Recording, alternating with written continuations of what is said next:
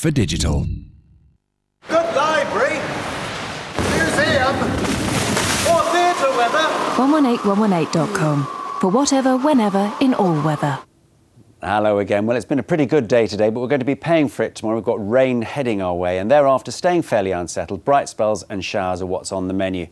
Now, the reason for the change is low pressure, which tomorrow is going to be out to the west of the country. And it's this front that's going to be crossing us throughout the day tomorrow that's going to introduce a lot of cloud and also outbreaks of rain for all of us. Slightly stronger winds as well. More detail in just a second. Overnight tonight, though, it's going to be staying dry for most of the night.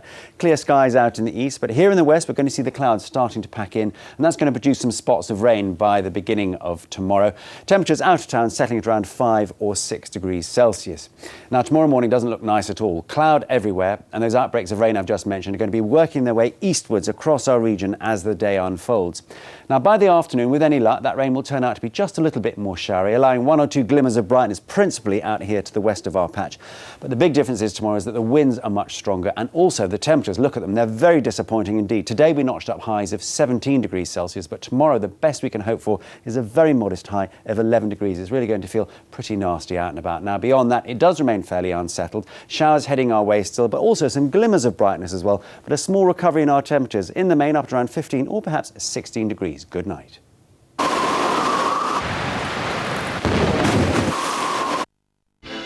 Hundreds infected, dozens dead. Swine fever sweeps across Mexico.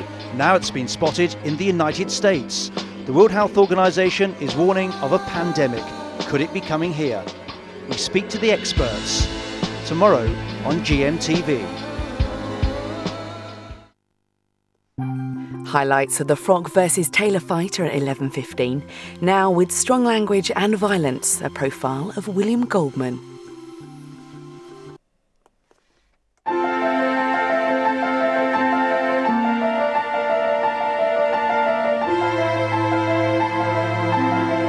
What's your inspiration? The South Bank Show, sponsored by the Open University.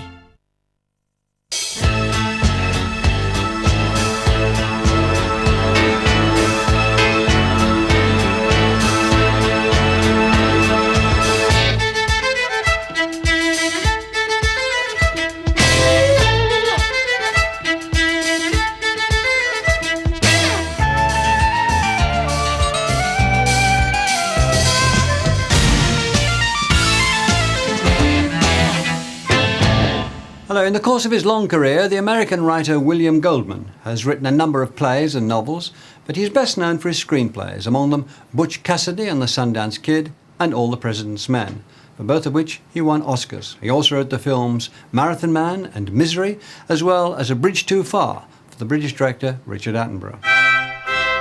Recently, we went to New York to talk to Goldman about the films he's written and about his thoughts on the Hollywood film industry.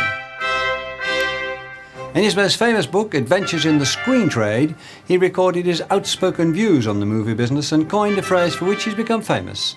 As far as the movie industry is concerned, he said, "Nobody knows anything." But what the Hollywood community does know is that William Goldman is one of its best and most successful screenwriters. You know, he's one of the greats. He's still to this day is the person you go to for a certain genre of film, for sure. If you can get him, he'd be top of the list. William Goldman, on the strength of some superb screenplays, suddenly became a spokesman for screenwriters in general and pointing out the insanity, if not venality, of the business.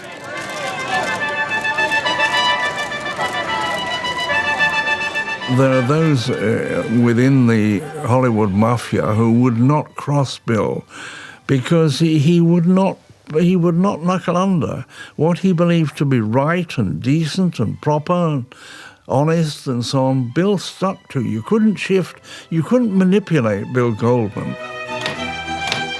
I wrote a line that got famous out there, which is nobody knows anything. And it's true. Nobody has the least idea, I'm talking commercially now, what movie is going to work commercially. I mean, Matt Damon is arguably the biggest action star we have now. Not possible. If you had said Matt Damon is going to be my action star 4 years ago, I would have said, no. He's a terrific actor. but he's not going to be somebody who's going to get in fights, but he does. But the Bourne movies were a sensational success, and he is now an action star. It's all crazy. You go through flukes in your book. This actor could have been cast. He needn't have been cast. Redford needn't have been in that. Newman needn't have been in that. The guy didn't turn up for this. I think that's interesting. I think the way so many performers become stars, because you couldn't get Julia Roberts, so you take so-and-so, or you couldn't get whatever, so you take so-and-so. I mean, I remember the casting, the one that's been written about the most is the casting of Butch Cassidy. We couldn't get anybody. You know, we were going to have Paul Newman and Marlon Brando before he got fat. Then he went out and hid with the Indians. We're going to have Paul Newman and Steve McQueen, who were the two biggest stars in the world, and their agents could not come to an agreement as to who got first billing. And so basically, McQueen didn't do it. Then you can go on without Warren Beatty. I mean, there are just shitloads of actors, big stars at the time, who we couldn't get. In 1969, William Goldman wrote Butch Cassidy and the Sundance Kid. It was an unconventional Western which depicts the friendship and loyalty between two of America's most famous outlaws. Early on in the film, Goldman uses a challenge to Butch's leadership of his gang to show the nature of Butch Cassidy and his complex and deep friendship with the Sundance Kid. You guys can't want Logan. Well, at least he's with us, Butch. You've been spending a lot of time gone. Well, that's because everything's different now. Guns or knives, It's Butch? harder now. You gotta plan more. You gotta prepare more. Guns or knives? Neither? Pick. I don't want to shoot with you, Harvey. Anything you say, Butch.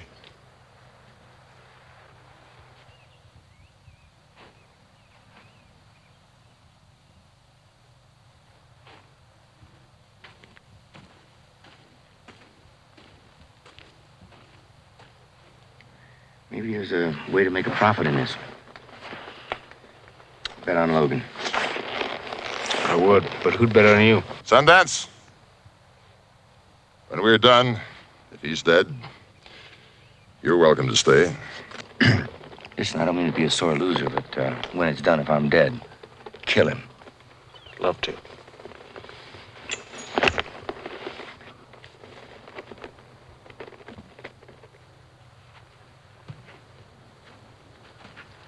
No, not yet. Not until me and Harvey get the rules straightened out. Rules? In a knife fight? No rules. What? Well, if there ain't gonna be any rules, let's get the fight started. Someone count 1, 2, 3, go. 1, 2, 3, go. I was really rooting for you, Butch. That was the first huge laugh in the movie. The kick in the balls was so startling when it happened. Paul Newman didn't do that. No one did that. Western heroes did not do that. And there was a moment when that movie was playing, when it was new, when there was this gasp and then this huge laugh. It was wonderful. You were telling us something about the two of them at that time as well. Yes, I was trying to set up that there's, they have an odd relationship, I would, but who'd bet on you? By the time that scene was over, I had hoped that you would basically understand what the two men were, how they were different from other people, how they had a big gang, how they were miserable with their lives, and don't mess with them. And then he looks out at Logan and he gives that wonderful smile. It was different. They were, hopefully it was an unusual Western. Butch Cassidy and the Sundance Kid was a huge international hit and made the little-known Robert Redford into a superstar. It was also Goldman's first original work for the screen and challenged the received idea of what a Western should be. They did something that Western heroes don't do, which is they ran away. And I remember when I tried to sell it the first time, one studio head said he would buy it if I didn't send them to South America. And I said, but they went to South America. He said, I don't give a shit. John Wayne don't run away. And one of the things about that material that was unusual was the fact that they did run away. It was just, I thought, this marvelous piece of material. I always had loved Westerns. And I just came across that material, and there was nothing on them. We knew a little about Butch Cassidy. We knew nothing about Harry Longbaugh, the Sundance Kid, really. I was teaching by mistake at Princeton University, and over Christmas vacation, after I think 8 years of doing research, I wrote this script. I wrote it, nobody wanted it. I wrote it again and didn't change it really at all, and everybody wanted it. So there was a famous then auction for the rights, and 20th Century Fox got it. And they bought this screenplay for $400,000, which was a record-breaking amount of money. It's still a shitload of money. But then, we're talking 40 years ago, it was phenomenal, and it was in every newspaper in America. Screenplay goes for $400,000. Everybody who wrote about movies, every critic, everybody who did anything, hated me. And they were in a rage that some jerk should get all that money for writing a movie. You don't have a very high opinion of critics. No, I think they're all failures. That's the thing I wrote once. I think critics are all failures. I don't think it's a good job. I don't. They've never been nice to me. Part of my vengeance is I'm sure that. At the time, some reviews of Butch and Sundance were less than kind, but over the years the film has gathered great acclaim. Goldman in particular has been much praised for the witty and complex interaction between the two infamous outlaws. What William Goldman does is he splits the sides of one person into two people. And so Butch and Sundance are really two halves of the same complex personality, but separated like that, then they can be dramatized and portrayed wonderfully by the actors. But in essence, it's one protagonist, the complexity being personified in two people. And it's a way of achieving a kind of inner conflict on screen with, you see, the difficulty in a film is you cannot photograph thought. You can't drive a camera lens through an actor's forehead and actually photograph their thoughts. Where in a novel, you could go into a character's head and delineate the conflict. There's a cautious side and an extravagant side. There's a common sense side and an idealistic side at war within a person. Ready? No, we'll jump.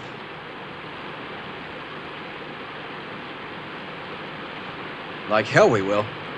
No, it'll be okay. If the water's deep enough, we don't get squished to death. They'll never follow us. How do you know? Would you make a jump like that and you didn't have to? I have to, and I'm not gonna. Well, we got to, otherwise we're dead. One thing that was interesting is that you said earlier, look, this was anti-Western. These two heroes, our heroes or anti-heroes, whoever they are, Butch Cassidy and the Sundance Kid, are being chased by a posse. We know it's a terrific posse, very high-powered posse, for a long time in the film, but they don't turn around and fight and win and triumph in that way. And that people thought that was a downer. But in a sense, one of the things you do at the end of that sequence, which brings back the heroism, is they do this massive leap, which sort of thinks, oh, well, yeah, there's nothing chicken about these two. They do this leap.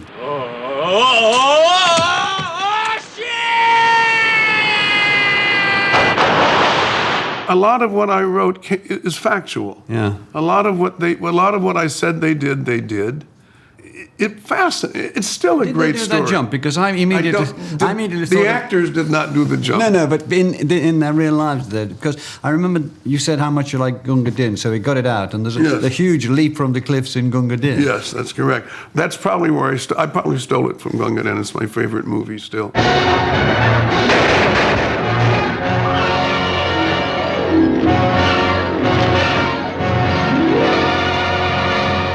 And they jumped into the water. And they jumped in the water, which I stole from, which I put in Butch Cassidy. Absolutely, it's exactly where that came from. And I knew that when I was writing it. God, I'd forgotten the three bodies going down like that. So much with a movie, said he pompously, depends on how old you are when you see it. If you see a movie when you're 8 years old, it was magical for me. And I think a lot of how we feel about movies depends on when we see them. I always was a movie nut, but I never dreamt of writing screenplays. That was not something one did. I was born in 1931. I went to movies in the 30s and 40s, but nobody ever dreamt of writing movies. It was not like today when everybody goes to film school when they're 6 years old. William Goldman was born in Chicago, but William wanted to be a writer from an early age, becoming a novelist in his 20s. For many years, he continued to write fiction alongside his screenplays. Did you find it a big jump from writing a novel, which seems to me, and I'm sure to many people watching, a very different thing from writing a screenplay? If so, what are the essential differences between the two? On and on. Oh, yeah. I mean, in a movie, one of the things you're dealing with, the greatest director I ever worked with was George Roy Hill, now dead. And George, he did Butch Cassidy and The Sting, and was a wonderful, wonderful director. And George said, if you can't tell your story in an hour 50, you better be David Lean. In other words, if you're going to write a movie, it better be an hour and a half, an hour 40, because that's the proper length, I think, unless you're doing Lawrence of Arabia. That's the proper length. Today, a lot of film directors think that length is important. So we now have a movie I will probably never see called Australia, which is 2 hours and 45 minutes. And I don't want to sit through a movie about Australia that's 2 hours and 45 minutes. I think probably at the moment, since it's not doing much business, nobody wants to sit through a movie that's that long. But I think directors today, and he's a very good one, want to tell long stories. And I think it's a terrible mistake. I like short-ish movies. Funny you should mention Lean. He did both, didn't he? I mean, he managed to get some of the great Dickens novels to about 110 minutes. Yes. And then he did Lawrence and Chicago. Yeah, no, he was one of my favorites. I once met Kubrick, and I think he said there were 3 great directors, Bergman, Fellini, and Lean. And I would go along with that.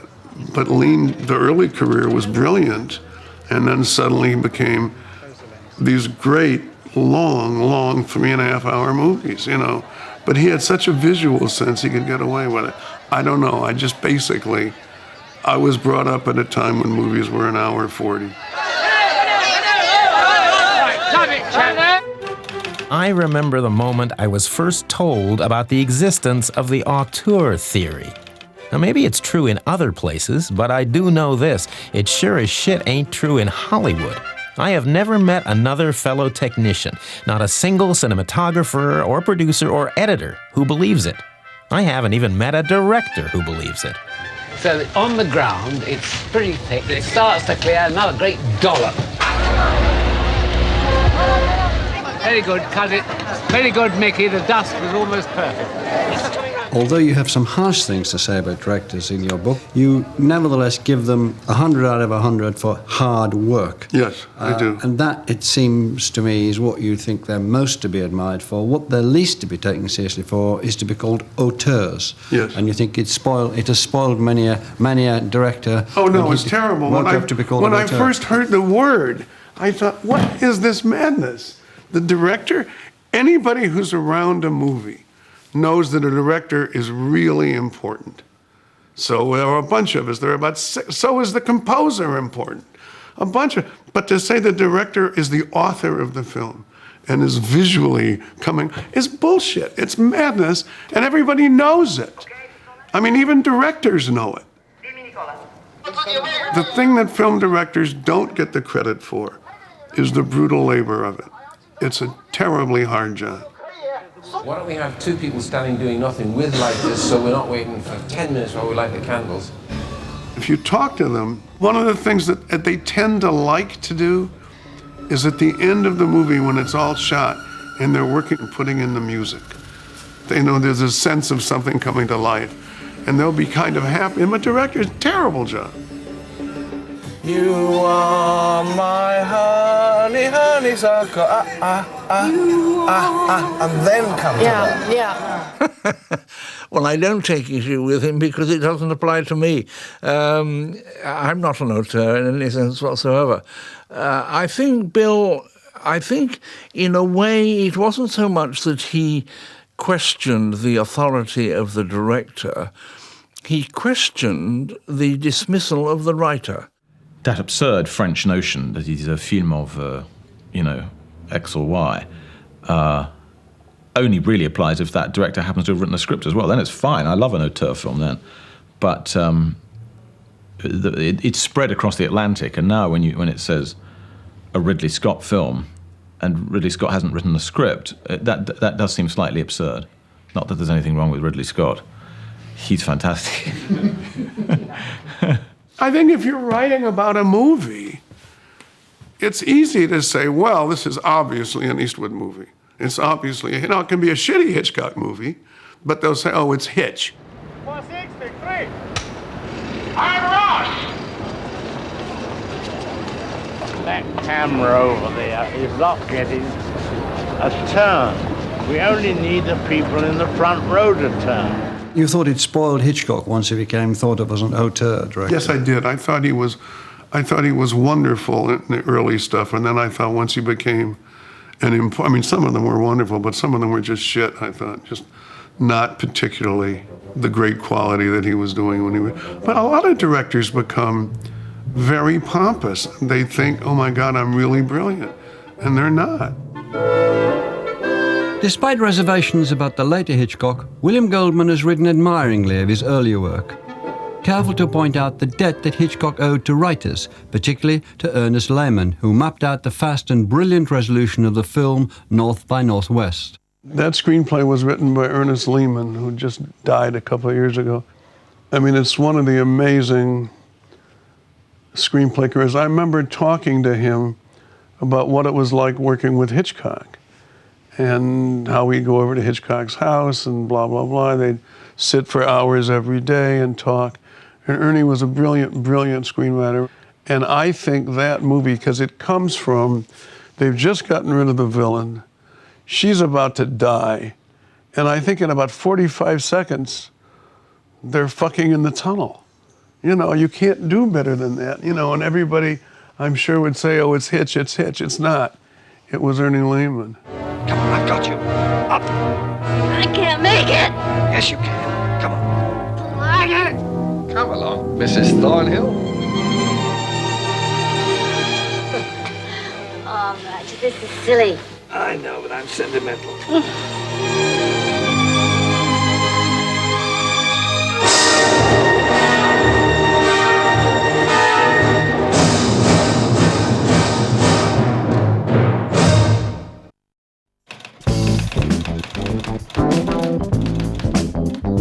In 1976, William Goldman wrote the screenplay for All the President's Men, an account of the investigation into corruption at the highest political levels that ended with the resignation of President Nixon. I have always tried to do what was best for the nation. It was an adaptation of a book by Washington Post journalists Carl Bernstein and Bob Woodward. It won a bunch of Oscars and numberless awards besides.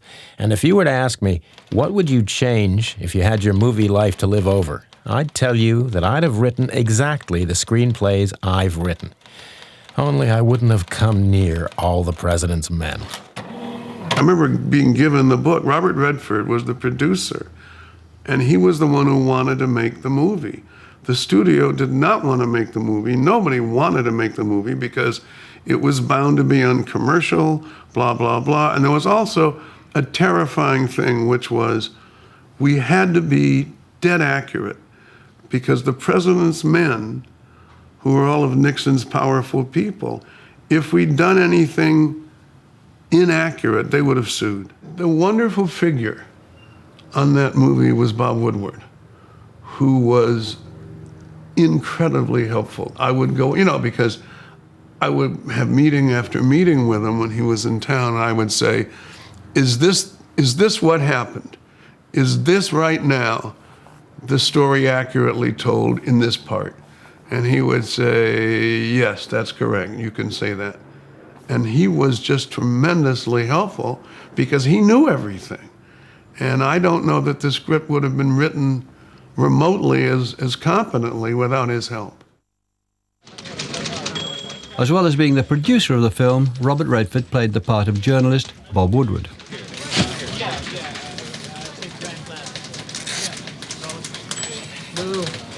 You give me Mandel's yeah. All right, listen, I want to comment about the right away. Right away.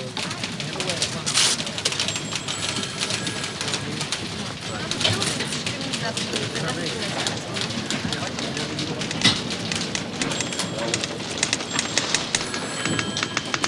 it going? What are you doing? Polishing, Will. You what? Polishing. What's wrong with it? Nothing. It's good. Then what are you doing with it? I'm just helping. It's a little fuzzy. May I have it? I don't think you're saying what you mean. I know exactly what I mean. Not here. I can't tell from this whether Hunt works for Colson or Colson works for Hunt. May I have it, please? And some of your conclusions May I aren't have clear. Yes, I'm not looking for a fight. I'm not looking for a fight either. I'm just aware of the fact that you've only been here 9 months. What does that got to do with anything? Well, I've been in the business since I'm 16. What are you saying? Well, I'm trying to tell you that if you'd read mine and then read yours... May I read yours? Yeah. I walked by, gave yours a glance. It didn't look right, so I just figured I'd refine it a little. That first paragraph has to have more clarity. The reader's going to understand it. You don't mention Colson's name to the third paragraph. I think mine's better, but you go ahead and read it. If you think yours is better, we'll give yours to the desk. I've got Colson's name up front. He was a White House consultant and nobody knows Right. it. Yours is better. When this event happened, when Bernstein screwed around with Woodward's stuff, I'm sure that happened. I don't think I would have ever made that up. And it happens to be, I think, a really very good way of setting up an antagonistic relationship between two men who eventually saved the country. So what are you saying about each one of them in that sequence? What I think I'm saying is that Redford is very hardworking,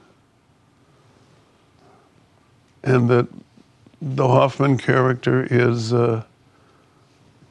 sneaky, smart, and they were antagonistic for a bit, then they became not so.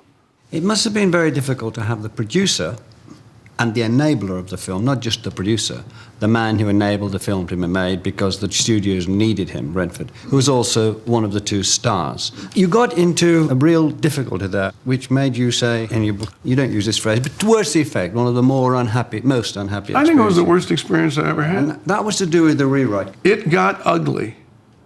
It got ugly. It was not a happy shoot. Didn't at one stage Redford turn up with another script written by Nora Ephron? Nora Ephron and Carl Bernstein, who was her cutie at that point, they married. Yeah. They did an unforgivable thing. And they did a rewrite, and it was arguably, and I'll never forget it because I went to Redford's apartment and I can still see the script they wrote. I don't know why he did it. But they didn't tell you that was going on? Oh, no, it was terrible. You walked into a room? I walk into a room and there Carl and Nora have written... And the new script? That's right. And about 15 years later, Nora Ephron came over to me and said, that was the worst thing I ever did. I'm really sorry. But they did your script? They did my script, yeah. They didn't do Carl and Nora's script. That's for shit sure. The quality of the film is 9 times out of 10 determined by the quality of the screenplay.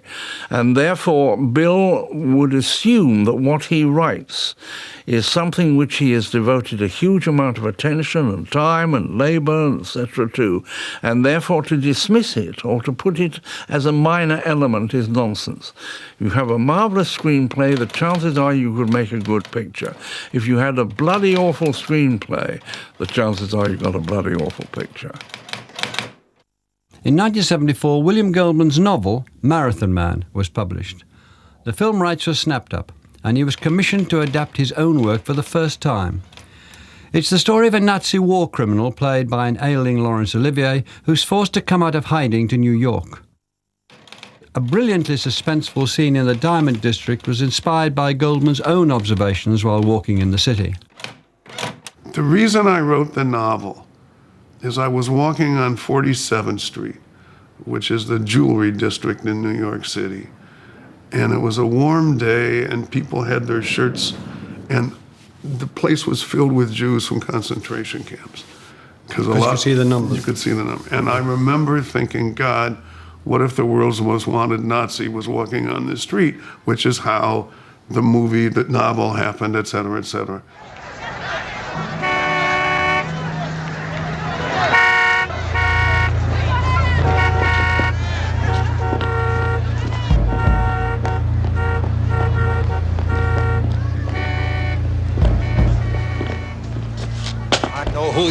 you murderer. I know who you are. Help! The man needs help here! Help! Quick! A doctor! Quick! 58th Street and Madison! We got Olivier, and the only way you can tell how ill he was is when he's on that street, somebody recognizes him and he stabs him and jumps into a cab, and you can tell if you look at it, when he jumps into the cab, he can barely walk. He was very ill. I think he needed the job. It was as simple as that. Even Olivier needed work. I thought it was wonderful in the movie. I think it was just so thrilling when we would do script readings. You don't know what it's like to have him saying your lines and being there, and the other actors adored him. He's the greatest actor I ever saw. He just is. I'll tell the horrible story on that. This is the worst single story I've ever been involved with in the movie business, and I still feel guilty that I let it happen because I might have tried to stop it. We were rehearsing Marathon Man. Olivier was Olivier, and Hoffman, was a very, very good actor, but he ain't Olivier. And there's a scene where one of them has got a gun on the other. And Hoffman said, come on, let's do it. Let's get up and let's rehearse it this way. And Olivier didn't want to do it because his legs were so weak. Then Schlesinger let it happen because he knew Olivier was not going to kill him. If anybody was going to kill him on this movie, it was going to be Hoffman, who was the star. And they began to walk around and around this big room. And as I watched, Olivier's legs began to swell. Well, I'll never get over that scene. That was terrible. That was a terrible scene. And we're going back to stars. That's star power. Stars don't last. Stars have very short careers for the most part, and they tend to be terrifying. And I would be too, because all of a sudden, everybody is just mad for them and hugs them and kisses them and flatters them and buys them things and smiles at them. And then the movie tanks, and all of a sudden it's over. And they're scared. Movie actors tend to be, like the rest of us, very frightened people. And they run the show. And they run the show. I think they do. You had a double stake in Marathon Man. Were you pleased with it in the end? When I saw the movie for the first time, I was in Europe working with Attenborough on a film, and Marathon Man opened. And I went to see it on the first Saturday. It was a big house, etc. And the movie's going along, and I'd never seen it. And I thought, gee, this is pretty good. They're good actors, blah, blah, blah, blah, blah. And all of a sudden, people are flooding out of the theater. And I thought, my God, they hate it that much. And I wanted to say, don't go, don't go. They had heard about the dental torture scene.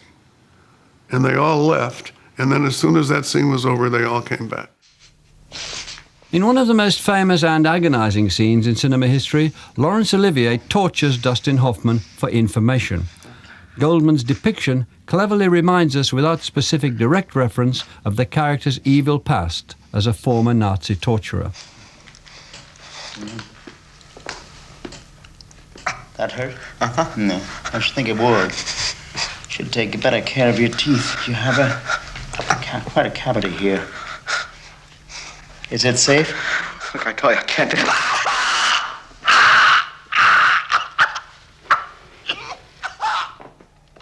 The only place on earth I am remotely well known is dentist offices. I was in LA having suddenly some root canal work about 12, 15 years ago. And the dentist said, why are you here? And I said, I'm involved with a movie. And he said, what do you do? And I said, I write. And he said, have you ever written anything I might have heard of? And I said, Marathon Man. And he put down the bloody tool. And there were about 6 root canal guys in this office. And he obviously went out and told them who I was. Because as I left the office, all the dentists were standing in the doorway peering out at me.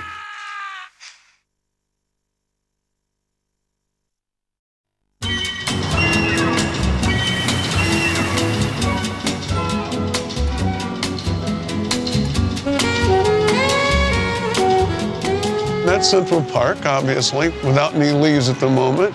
And the Met's just over right there. And this is Madison Avenue down here. It's the Upper East Side. This is the Carlisle House, the building that's connected with the Carlisle Hotel. And it's a lovely, it tends to be honestly very quiet. And if one writes, it's a nice place to be. I mean, I love looking, that view right there, looking up Madison Avenue block after block after block. I'm from a small town outside Chicago, and I always dreamt of somehow being able to live in New York because of the theater, all of that. And the only time I ever spent time in LA was the Butch Cassidy summer. And that was swell because I had kids and they liked it. I think LA is a very dangerous place for screenwriters. I think it's swell if you're hopefully a director. I think there's a lot of work you can hear about out there before you hear about it here. But I just think it's a dangerous place for writers to be. I'm a terrible driver, and I haven't driven now in many, many, many years. And if you're going to live in Los Angeles, you have to know how to drive and drive all over. And the other thing about Los Angeles, I think, nobody gives a shit about us here. Nobody knows who I am. Nobody has any idea. And out there, your career can be over, and all of a sudden, people don't want to talk to you.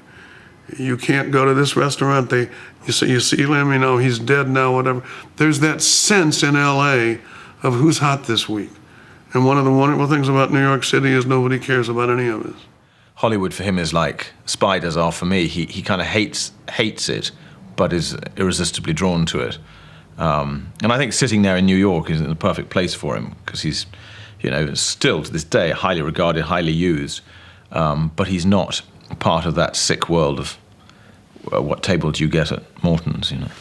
In the 80s, when you went through a period of unexpectedly, because it's no flattery to say that you're the most successful screenwriter in America and have been for some years, but there was a while where you couldn't get arrested. That is correct. And you wrote Adventures in the Screen Trade, yes. Lifted the Lid. You started an industry about lifting the lid with that book. What prompted you to do that book then? I had written a book of nonfiction in the 60s on Broadway called A Season. And I enjoyed writing nonfiction. It was something different. And then suddenly I thought, you know, I had to write something. I thought, I'll write a book about the movie business because it was going to be nonfiction and I was going to deal with what I had dealt with in my quote career. And that was why I did it. It's different writing nonfiction than writing. I mean, I haven't written a novel in decades. It's terrible. I just stopped. And if you had said to me the day I finished my last novel that I would stop, I would say, no, it's what I do. And things, you know, shit happens. Studio executives are intelligent, brutally overworked men and women who share one thing in common with basketball managers. They wake up every morning with the knowledge that sooner or later they're going to get fired. Compounding their problem of no job security in the decision-making process is the single most important fact, perhaps, of the entire movie industry. Nobody knows anything. You didn't just write a book about Hollywood. A lot of people think you eviscerated it at that time. What reaction did you get to what you said in the book? People didn't like to be told they knew nothing. Studio heads didn't like to be told the things then you were telling them. If you're going to write a book about how Hollywood exists, it would be terrible to say, well, it's just such fun. Oh, we love it. We all look forward to going to work every day. And it's, you know, it's not that. It's a very hard business to try and understand it. What about the people you were writing about? What did they think about what you were saying about stars, studios, the position of the writer, that sort of thing? I think they went along with it. I think a lot of people didn't speak to me anyway. And you're dealing with a lot of very talented people who are terrified. I think almost everybody that I know out there is terrified. Writers are all terrified. We know that. But I think one of the things that's interesting for me is how terrified performers are, because that always is a shock to me. I read that book when I was 25 and found it fascinating just as an outsider, someone doing fringe theatre in London. And then, you know, after I sort of got scooped into it a bit, I read it again, and all those things are absolutely true. That book is full of the general bitching that goes on when we all have dinner in New York. You know, he's obsessed with who gets paid what, who's top of the pecking order in terms of actors, who's number 6, who's the best girl you can get at the moment, and is she paid too much? And I love all that kind of talk. The pitchier, the better. Despite his brutally honest Hollywood chronicles, Goldman was asked in 1990 to adapt Stephen King's book Misery, in which a writer, Paul Sheldon, played by James Caan, is kidnapped by a demented female fan, Annie Wilkes, after crashing his car. The film opens with a sequence without dialogue, illustrating a technique which Goldman uses when writing his screenplays.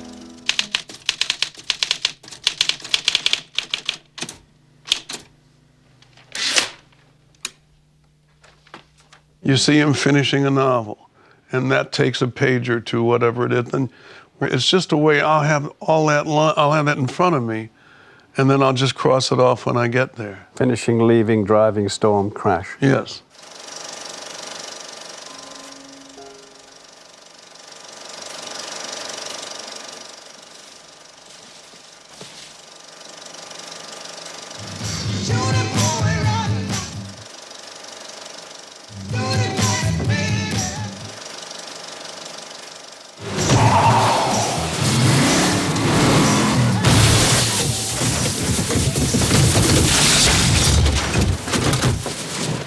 In essence, one could say that's what we just watched. And a lot of people might write one word or they might write 5 pages. I'm interested in this story. I'm trying to figure out what the story is. I mean, there's a thing in there that's nice, which I think is from the book, when he says, "Still got it." Still got it. What he's referring to is he's just finished a book. And he thinks he's still a writer, which is what "still got it" means. Whether anybody gets that or not, I don't care, but it's why that's there. And those 5 words are just telling. I mean, I'd love to know what the next word was. Maybe it was Annie. It's an extraordinarily powerful film. And I think it worked. I mean, it's like we were very lucky getting Kathy Bates. Because it's obviously a good part. She won the Oscar. And we were very lucky on that. We couldn't cast the man. Nobody wanted to play it. Why is that? I will tell you why not. This is my theory. She's got the better part. She won the Oscar. Jimmy Caan, who was terrific, didn't win the Oscar. It's an unforgiving part, isn't it? Yes. I thought he was wonderful. Goldman added a further twist to Stephen King's plot when, in a chilling piece of dialogue, Annie Wilkes reveals that she knows that James Caan temporarily escaped from his room. You know what William Goldman does that's so brilliant is he doesn't adapt. He reinvents. James Caan is in a wheelchair now. He's out of bed. He's in a wheelchair. And as he's going through the living room, his wheelchair bumps a table that's got all of these animal knickknacks on it, little ceramic animals. And one of them is a penguin. And the penguin falls off the table, and he catches it before it hits the floor, and he puts it back on the table.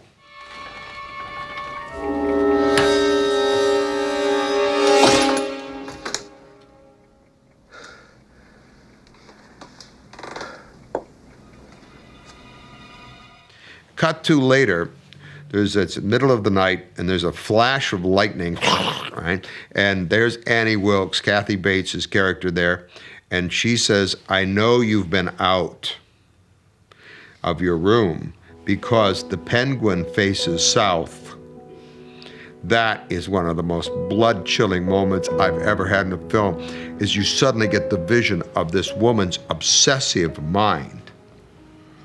And I mean, that just and then you know that poor James Caan is in deep shit. You've been out of your room. No, I haven't. Paul, my little ceramic penguin in the study always faces due south. I don't know what you're talking about. Ceramic penguin. Is this what you're looking for? That's frightening. And what does that cost? I mean, this is not a special effect. This is not blowing up cars. This is not transformational CGIs. This is a line. The Penguin faces south. There's another leave the cinema moment, like in Marathon Man, isn't there? In Marathon Man, in the dentistry, he'd get out for a minute or two. And in Misery, when she decides to hobble him, Yes. that's another duck behind the seat in front moment. That's a isn't it? really tough scene. I love that scene. But I think, What do you love about it? I'd never seen anything like it. It's really Stephen King. Stephen King is one of these figures who is, for me, wildly underrated because he's so popular and has been. They'll always say, well, it's a Stephen King. And I think he's a brilliant storyteller. In Stephen King's book, Annie Wilkes commits a terrible act of violence on her prisoner, the writer. But during the writing of the screenplay, there was discussion as to how far the horror of the original could be portrayed. Paul, do you know about the early days at the Kimberley diamond mines? Do you know what they did to the native workers who stole diamonds? Don't worry, they didn't kill them. That would be like junking a Mercedes just because it had a broken spring.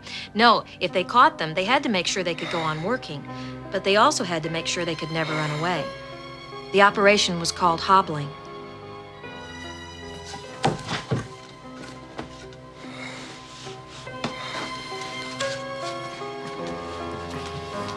Annie, whatever you're thinking about doing, please don't do it.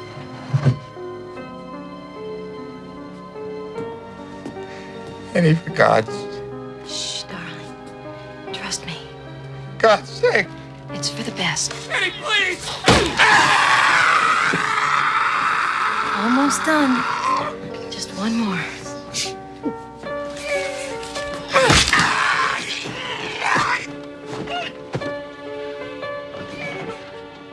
God, I love you. That's in the book, man, and that was always when I was doing the script, the question was, could you keep the hobbling scene? And I would not have done the movie if we couldn't have had it's so horrible. And I remember one of the people who almost played Paul was Warren Beatty, who was a very, very smart man. And we met with Beatty for several weeks. And Beatty had a problem with the hobbling scene. And we said, what? And he said, well, he's going to be a loser for the rest of the movie. Your main character is going to be a cripple and he's going to be a loser. If you want that, that's fine. And I never would have thought that, but Beatty brought it up. He was doing Dick Tracy at the time. But this scene is, to me, just one of the most awful, scary, wonderful movie scenes I've ever seen. And a lot of it, Jimmy Connor is great, but Kathy Bates is so fucking nuts. She just is. And there's a sweetness to her when she's explaining about the diamond mines. They hobbled them. It's just, I don't know. I haven't seen that scene since the movie came out, but I just thought it worked neatly. When you look back, finally, do you sometimes think, I wish I'd stuck being a novelist? No, I don't. I think there was a lot of stuff. There's a lot of pleasure. Look, I said earlier I don't like my writing. I don't. I never have. I wish it was neat and terrific, and it isn't. But there is something, when you just write novel, there was something wonderfully different about being able to write a movie when I wanted to write a movie and then whatever. And I don't feel that. And there's also something wonderful. There's something marvelous about going to see a movie that you've written. It's an odd thing. I don't know, movie writing, sometimes when it works, it's terrific. And the experience can be. The thing about writing a novel, you're alone all day. I mean, it's shit. You get up in the morning and you have your coffee and then you're stuck with trying to figure out what it was you were doing yesterday and how am I going to make it better and all that stuff. We're in a movie that, it's a social thing. You call people, you talk to people, you travel, whatever. No, I don't think so. I'm glad I wrote the movies that I've written. Well, a lot of us are too. Thank you very much. Thank you.